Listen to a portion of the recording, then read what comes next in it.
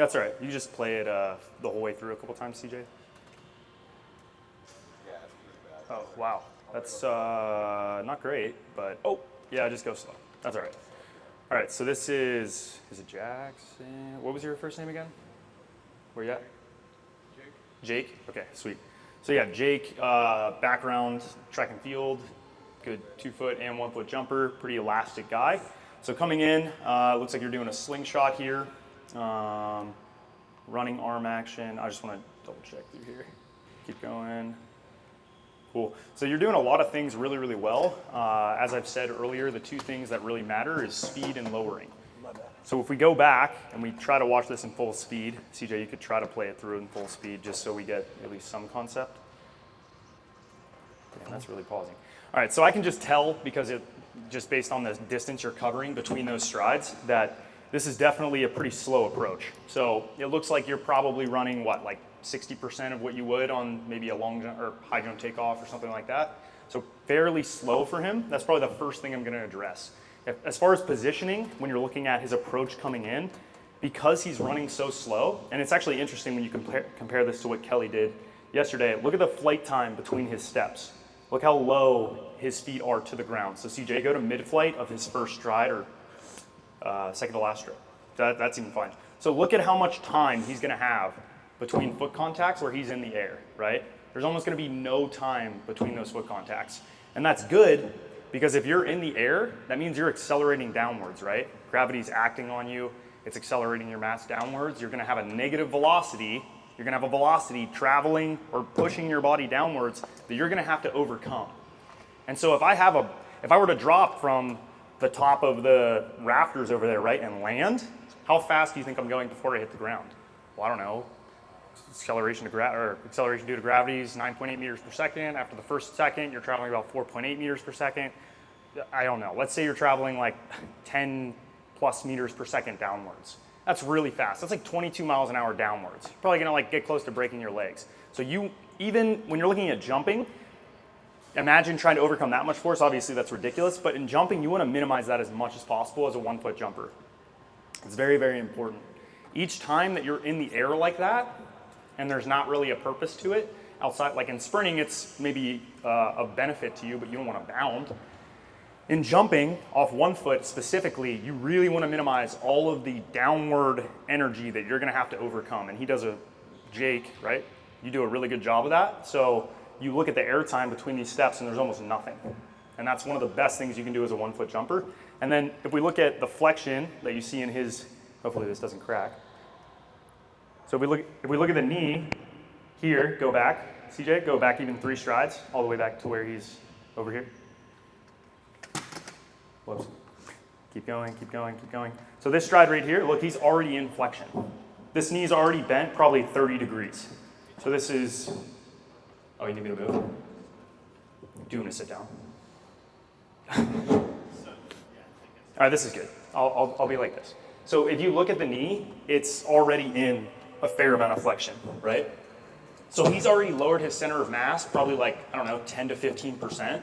That's a fair amount, and he hasn't even started his penultimate step. So the next question is, can he maintain that low position, or does he push up off of it? He doesn't.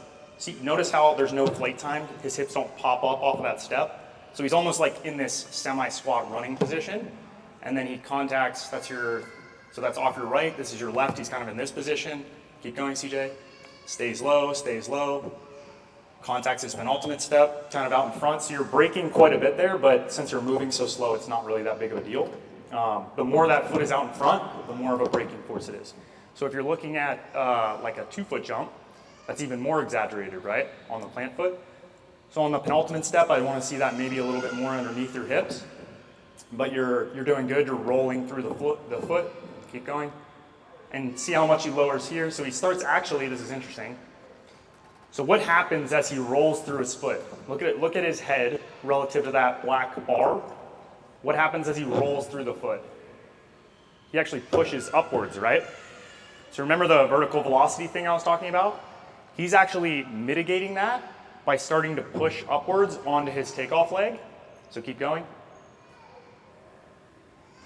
Contacts the foot and continues to push upwards. So that's one strategy that's very, very, very effective, especially since he's running so slow. He's able to stay really low on the lead-in and then basically just continue to accelerate himself upwards off of that penultimate step. So then we look at the arm action here. Go back, CJ, a little bit to the penultimate step. So hands are kind of almost in a clapping position over the penultimate step, and then keep going.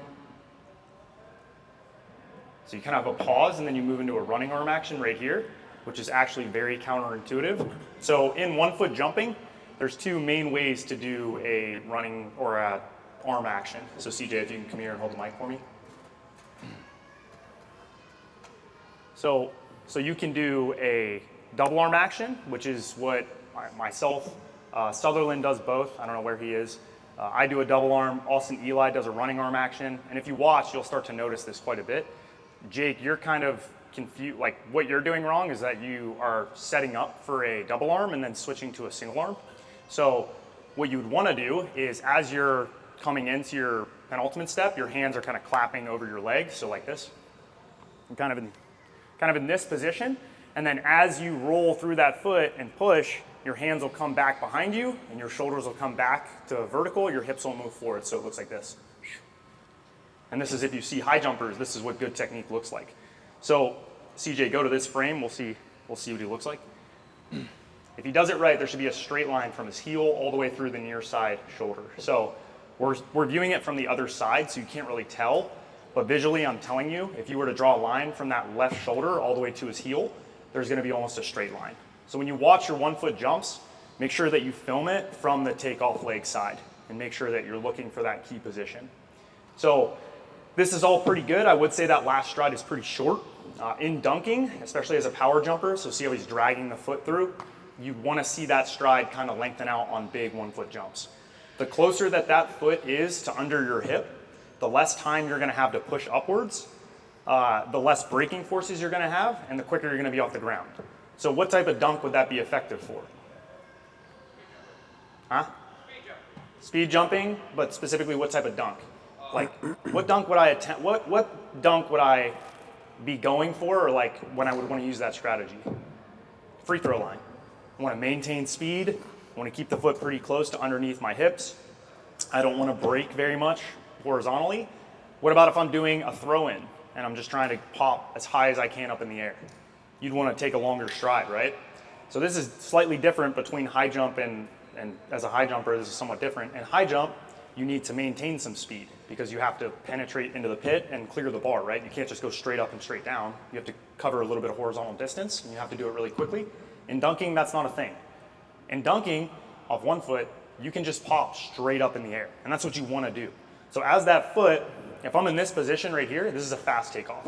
I can't really afford to get the hands very far back, because if I do this, it's going to mistime things probably. So you're going to be more in this position. Whereas if I am sinking down, right, the lower I go, like into this position, this is like max power. This is as much power as I can generate. Arms are getting far back behind me. I'm leaning back, kind of sinking down the hips, and then driving the arms and the knee through as hard as you possibly can. So that's what you'll see myself do on big 1 foot jumps. Austin Eli does something similar to that, but he actually twists. So Austin will go like this. And then, I don't know if you have any jumps, but that's what you do, correct? Yep.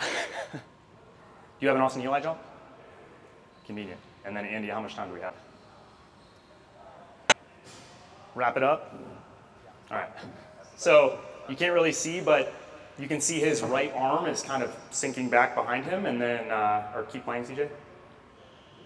Yeah, so he does this running arm action. So look as the left arm comes forward and the right arm comes back, right? That's very efficient for E-space and gives you a decent amount of lift, but it will be different if you're used to like a double arm block. Like Bryson, you do a double arm block as well. You kind of pull your arms back like I do, really load up, take a big last stride, lower yourself down. Super effective for really powerful jumps.